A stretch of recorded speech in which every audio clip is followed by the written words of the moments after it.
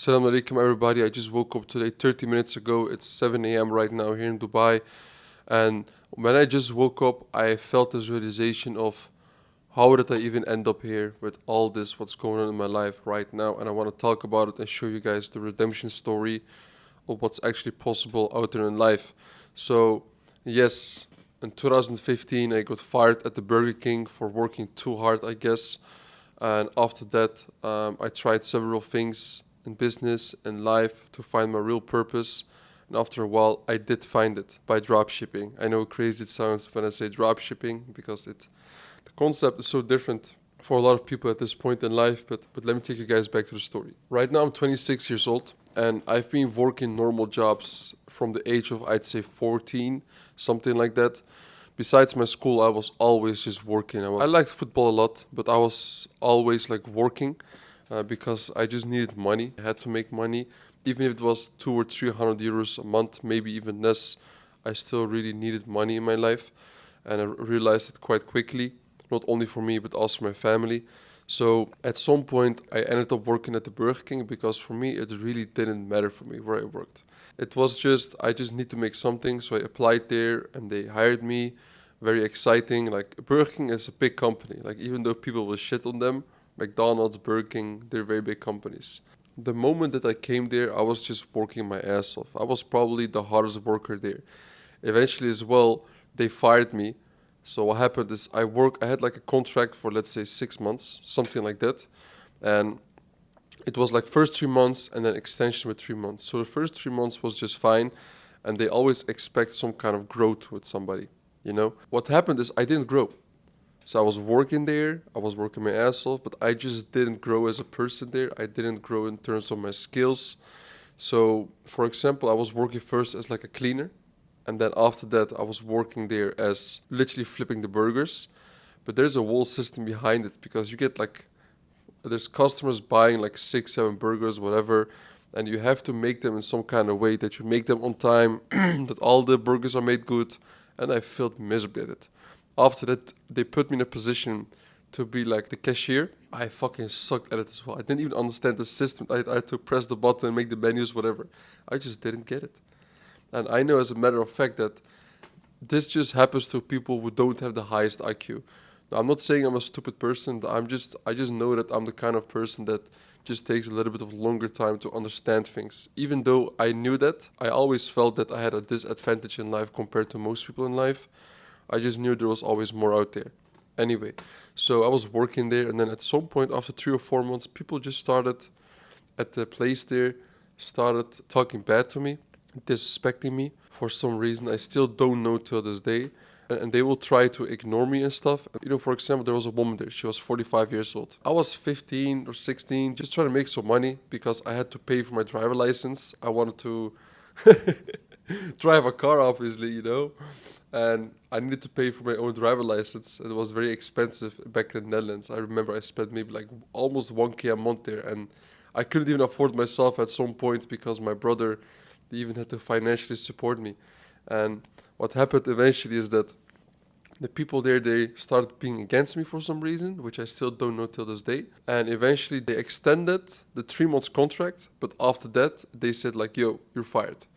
And they didn't kick me out immediately, but on the fifth month they told me you're out in a month, we're not extending your contract, but I still had to finish the last month. Just look at the screenshot here above. It's in Dutch, by the way, but I will translate it for you what is going on there. Because I remember the last month I didn't want to work anymore, even though I needed money, but I was so pissed that they fired me for some reason, which I still don't know. Is because I sent them an email that I want to leave. I'm very kind of getting depressed at work. It's so hard to work with the other people, and especially the people at work know that you are supposed to get fired. They will just kick you out. I got an email, yo, hey Faruk, looking at the contract that you signed, I wanna tell you that you have to work until the end of your contract. Doesn't matter which kind of reason that you will be stopping with work, you have to comply to these conditions because you signed for it. I understand the disappointment, but you cannot just say that you don't want to come anymore. And you can see that as well on the top there, it says like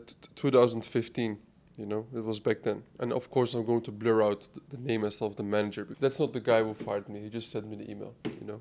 It was a crazy ass disappointment because this also happens in business. You work so hard, you try to improve, you try to be a better person, you just want to become a more important person in life, and as well for kind of society, maybe you can even say. You want to stand out from the rest, and then they just fucking fire you while you're sweating your balls off, like at work.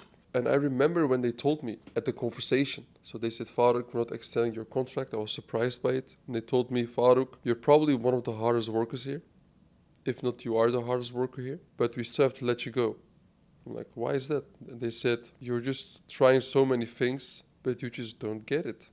That's what they literally told me. And then which is still weird. I mean, if somebody has a good attitude and is not so good at skills, I would keep them in the company and try to improve them. But they didn't. The manager said, Farouk, probably this kind of work in restaurants and hospitality is not what you should be doing in life. And I was like, okay. So if that's the case, that means I gotta do something else, right?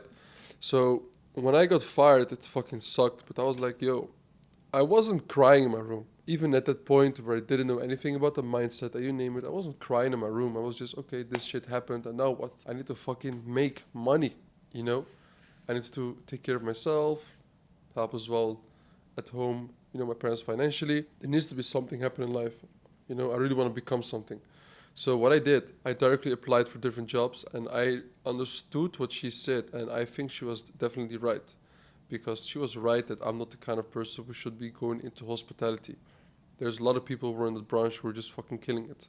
So what I did at that point, I applied for sales jobs. And then I worked for a few sales places. And then I first worked at HP. It's like a big computer, ICT, like IT brand, you can say. And I work as well then for Canon, selling printers. And now I'm a money printer. No. So after that, I work in the sales for a gas and electricity company named Ascent. Those two sales jobs, they didn't give me a lot of hours, and I wasn't also the best at it. But at the Ascent job, it was so chill. I would have maybe only 3 or 4 leads a day, so it was kind of like inbound. I would do some outbound as well, so reaching out to customers in the shop or whatever, because I was working in the BCC, which is a big computer media shop where people can buy all kinds of TVs and you name it. And I was working there. So I was trying to get people from there to buy gas and electricity from Ascent, because there was this kind of deal where the customer would get 150 euros at discount if they would buy the gas and electricity contract from Ascent. The thing was, it was fucking boring. But when I was there and I had only a few clients in a day, maybe like 2 hours a day was work, and the other 6 hours, which I was just sitting at my desk there, it was just chilling.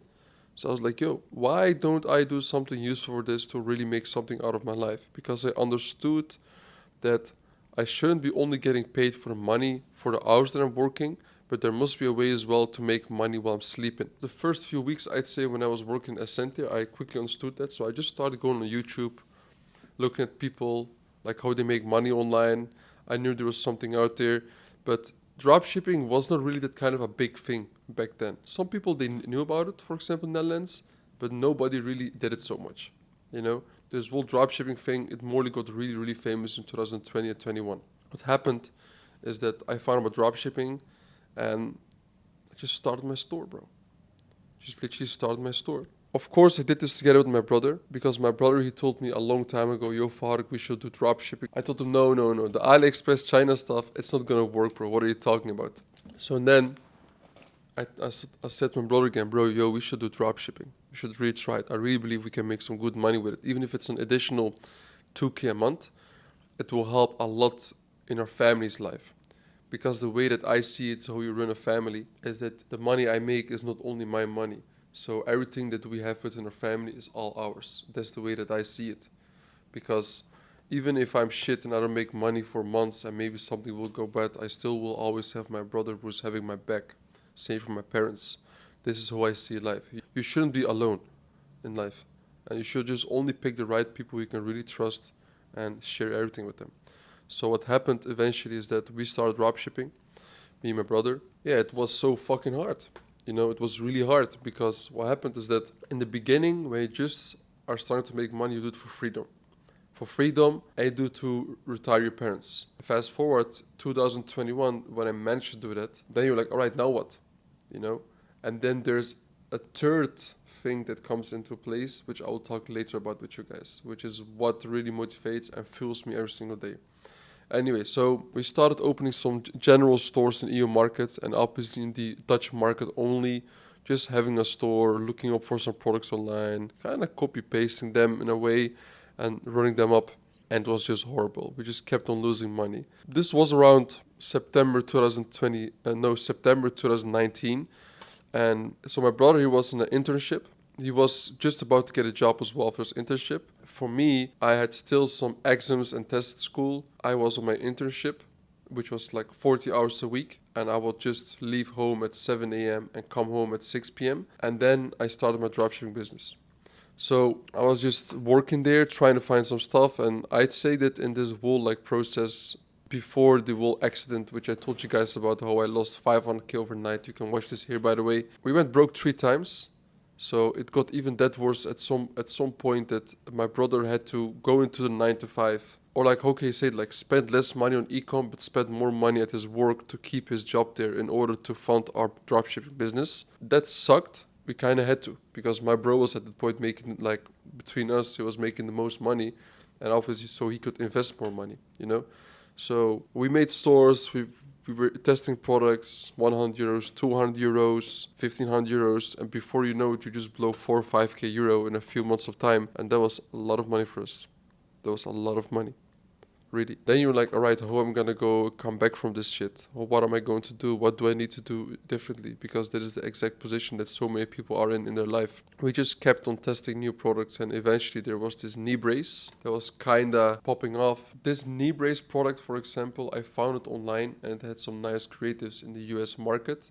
I just took it. I put some subtitles on the video explaining the knee brace product, and eventually we just ended up doing 1k a day.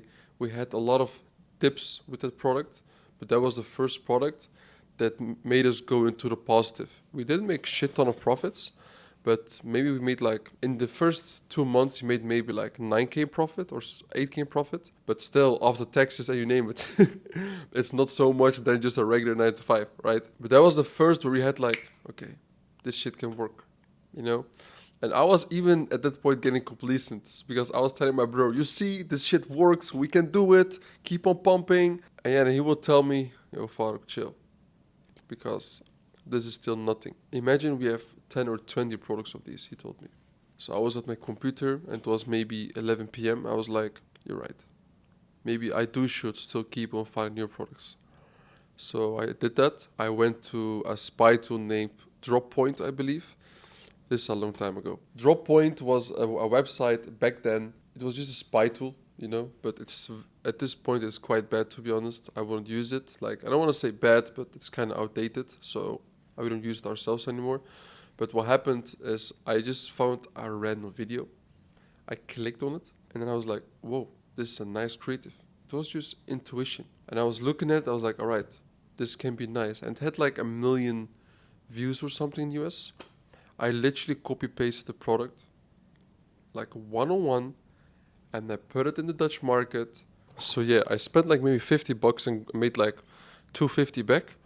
And I looked at the offer and I was like, yo, I can tweak some stuff. So instead of only offering one product, I believe, what I did on the size, I offered 2 products. I had 2 sizes of the products, and then I found a third size of the same product because the product was a contour duplicator. That is like a product in the home decor niche. I saw that I didn't get a lot of add to carts, but I had a bunch of clicks. So I spent like $50. I had like 300 clicks at the ad, but the sales weren't there. So I was like, yo, maybe I should lower the price from 24.95 to 19.95, which I did. And the next day had like 8 ROAS. And that is when the real fun started. That is when I was like, all right, maybe now we have an interesting product. And I just started making a bunch of campaigns in the other days. I started looking at courses, because when you do have your first winning product, it doesn't matter, like, of course, before, but when you do have your first winning product, there's a lot of stuff that you can do to optimize it, to scale it, because there's several phases on how you should treat your products and your campaigns. And at this point, Facebook was way different than it is right now in 2024. But I do realize back then, okay, now it's game time. I'm getting momentum. If I don't do it right now, it's never going to happen. So this is also a story for another time, because what I want to do actually is go into my ad account and show you guys exactly how I scaled this product. So because I still have the data, which is fucking crazy in my opinion, right? But what is the whole point of this, guys? Is that you can do a lot of things in life. And I really learned that the last thing that you want to do in life is work your ass off years and years in something, only to end up you got an expert at the wrong thing. So if I would have, for example, been fired by Burger King, the next time I would go to McDonald's and try to work there, I would have been in the same trajectory. And I did the opposite. So I really genuinely took the advice of the manager. I don't think she had good intentions when I got fired, because they just don't care. They see you as a number. You're just a number in the system, in the whole machine. I just know that back then I had to do something different, which I did. So I want to tell everybody as well, is that even in the situation that I was in, how miserable it was, how depressed I would get. You can see on my IG as well the situation and how I was looking. It's way different than it is right now. Fat, whatever. And this is not made up. You can see it yourself how I was. That there's always a way out. And if you're blessed by God, that you're as well already even looking at this video, you will also even understand that it is all fucking possible. It's all in your own hands. You hold all the fucking cards. And I'm the living proof of that. I can just say that. Now, I'm not saying I'm the shit. I am shit. So what I mean by that is that I know there's still so much more out there. I remember, for example, when Kobe Bryant was at a press conference. He had won a very important match and he was just about to go for the title. And he was at the press conference like mad. And they would say to him, "Yo, Kobe, you're looking so kinda angry or whatever, but you just won massively. Why is that?" He said, "Job not finish." Job finish? And the reporter said, "No, I don't think so. So why should I be happy?" So that is the stage where I'm in right now. I know that this is like only maybe 0.1% of what I can really achieve in life. And I really believe in this. That's why I'm documenting as well all of this in my life. So to inspire even more people in the next upcoming years. Just keep looking. And I just want to say, be your own main character. Start doing shit, man. In one of the next videos, I will also go about and explain about in detail in terms of e-com, how I managed to scale that product, how I managed to build the whole systems and all around it. And I will also go in depth about that. So, yeah, that was pretty much it, guys. Rock the fucking day.